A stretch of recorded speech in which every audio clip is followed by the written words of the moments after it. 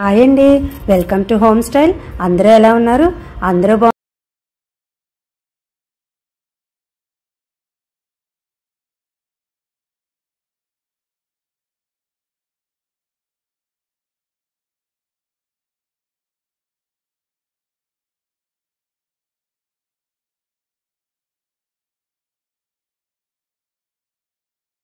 Welcome to home style. అందరూ ఎలా ఉన్నారు? అందరూ బాగుండాలి, అందరూ మనం ఉండాలి.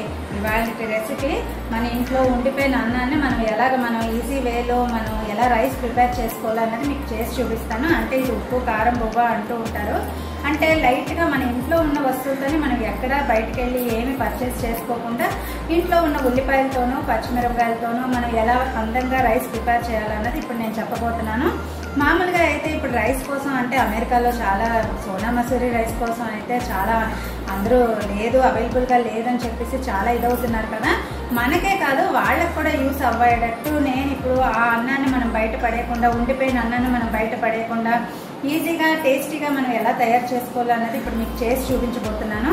ముందు అయితే రెసిపీకి కావాల్సినవి అయితే ఒక్కొక్కటి నేను చేసి చూపించేస్తాను కదండి. ఇప్పుడు ముందుగా అయితే రెసిపీకి ఏమేమి కావాలో నేను చెప్పేస్తాను. ఎందుకంటే మన ఇంట్లో ఉన్న వస్తువులే అనుకుంటున్నాం కదా, మనం బయట నుంచి ఏమి తెప్పించుకోకుండా ఇంట్లో ఉన్న ఉండిపోయిన అన్నంతో అయితే ఇప్పుడు నేను చెప్తున్నాను కదా. దానికైతే ముందు ఉల్లిపాయలు పచ్చిమిరపకాయలు అయితే కావాలండి. ఇదిగోండి ఉల్లిపాయలు పచ్చిమిరపకాయలు. ఇవి నేను జస్ట్ ఉల్లిపాయలు పచ్చిమిరపకాయలు తీసుకున్నాను, ఇంకేమి ఇది అంటే మామూలుగా అయితే ఎల్లుల్లిపాయలు కరివేపాకు వేసుకుంటూ ఉంటామండి.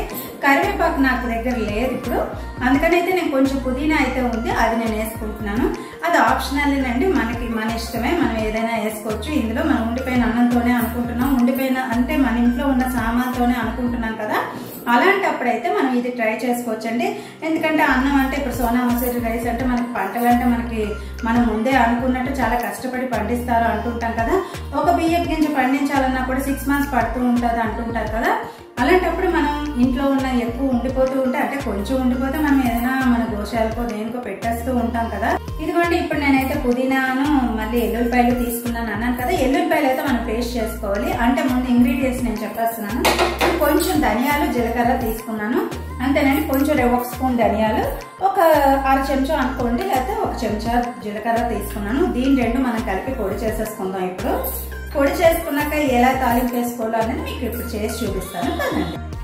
అండ్ ఇప్పుడు ధనియాలు జీలకర్ర అనుకున్నాం కదండి, అదైతే ఇప్పుడు గ్రైండ్ చేసేసుకుందాం. ఇందులో నేను గ్రైండర్లో ధనియాలు జీలకర్ర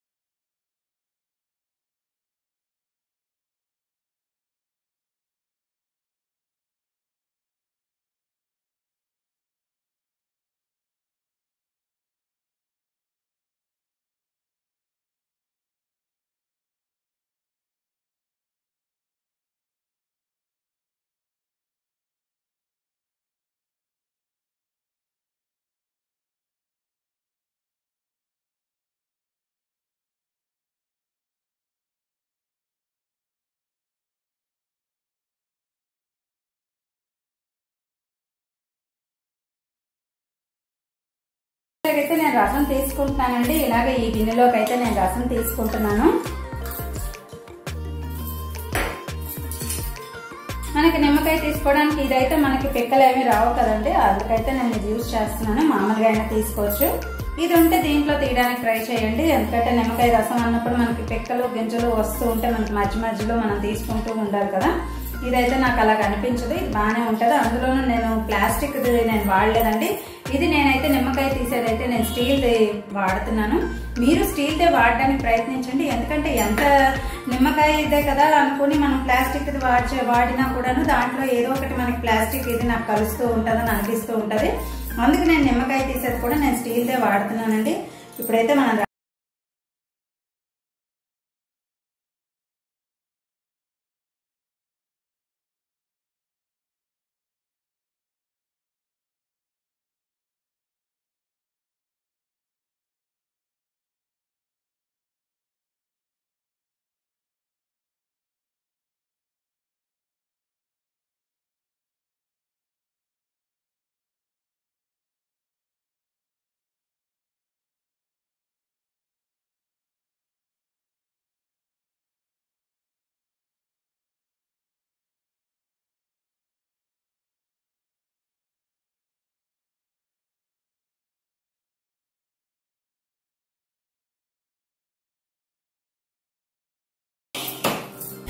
ఇందులో కరివేపాకు వేసుకోవచ్చండి.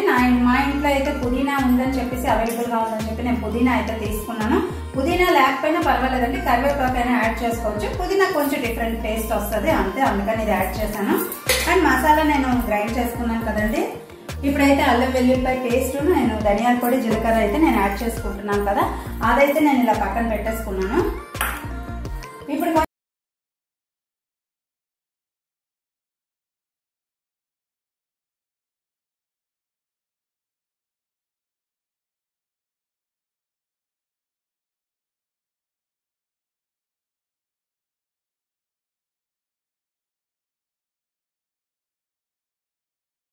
ఇందులో అయితే మనం సాల్ట్ వేసుకుందాం. ఇప్పుడు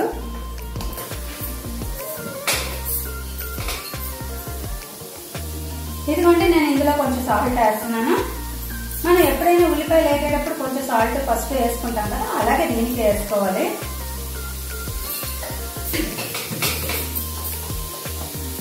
అండ్ ఇప్పుడైతే నేను కొంచెం పసుపు వేస్తున్నానండి.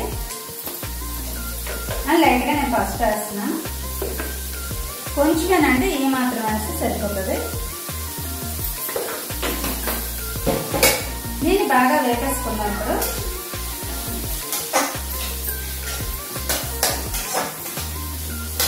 అండ్ నేను ఆల్రెడీ ఉడికించిన అన్నం నాకు ఉండిపోయింది అన్నాను కదా, ఈ మాత్రం అన్నం అయితే నాకు ఉండిపోయిందండి. ఇది నాకు దీనికి యూస్ అవుతుందని చెప్పేసి అయితే నేను అలా ఉంచేసుకున్నాను. మీ ఇంట్లో అయినా ఎప్పుడైనా సరే ఎవరైనా తినలేదు ఉండిపోయిందని అనుకుంటే ఫీల్ అవ్వకండి. ఎందుకంటే నెక్స్ట్ రోజు ఇలా చేసుకోవచ్చు. మనం చేసేసుకుంటే పొద్దున్నే ఇలా చేసేసుకుంటే మనకి బ్రేక్ఫాస్ట్ కూడా మనకి ఈజీగా అయిపోతుందని నా అభిప్రాయం అండి. మేము ఎలా చేసుకుంటున్నాం అన్నది మాత్రమే ఇందులో చూపిస్తున్నాను. ఇది ఎవరిష్టం అన్నదంటే, ఎందుకంటే ఇందులో నిమ్మకాయ సాదం కూడా చేసుకుంటూ ఉంటారు. అందులో తాలింపు వేసుకుని నిమ్మకాయ పెట్టుకుని నిమ్మకాయ పులిహార కూడా చేసుకుంటూ ఉంటారు కదా. తమిళనాడులో అయితే నిమ్మకాయ సాదం అంటూ ఉంటారు, మనమైతే నిమ్మకాయ పులిహార అంటుంటాం కదా, అదైతే చెప్తున్నాను. ఇప్పుడైతే దీన్ని ఉప్పు కారం రైస్ అని అంటుంటానండి. ఎందుకంటే ఇది ఎప్పటి నుంచో మా చిన్నప్పటి నుంచైనా మా అమ్మాళ్ళు చేసి పెట్టిన వంట అండి. ఎందుకంటే అన్నం మాకు పొద్దున్నే మామూలుగా అయితే బ్రేక్ఫాస్ట్ కొంచెం ఈజీగా స్కూల్కి అవ్వాలి అన్నా సరే ఇది మేము చేసుకుని తినేవాళ్ళం అండి. అది ఇప్పుడు మీకు షేర్ చేస్తున్నాను.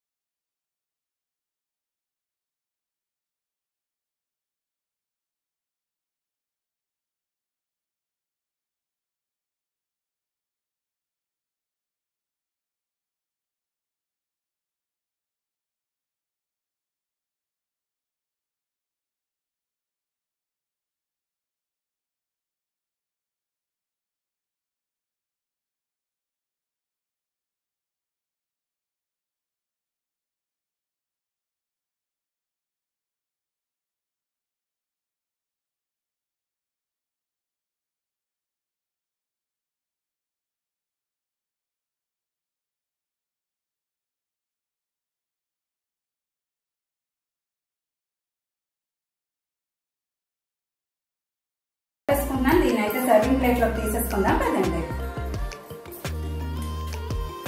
ఇదిగోండి రెడీ అయిపోయింది కదా, నేను సర్వింగ్ ప్లేట్ లోకి అయితే తీసేసుకుంటున్నానండి. దీని టేస్ట్ చూసి చెప్తాను.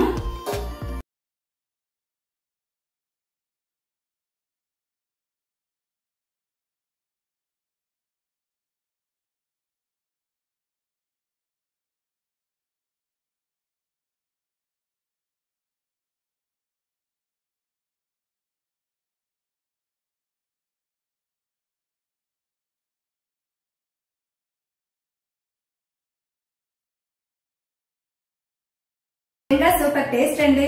నచ్చితే లైక్ చేయండి, షేర్ చేయండి, కామెంట్ చేయండి, సబ్స్క్రైబ్ చేయడం మర్చిపోకండి. Thank you for watching. ఇంకో వీడియోలో మళ్ళీ కలుద్దాం కదా. అంతేనండి. నచ్చితే లైక్ చేయండి, షేర్ చేయండి, కామెంట్ చేయండి, సబ్స్క్రైబ్ చేయడం మర్చిపోకండి. Thank you for watching.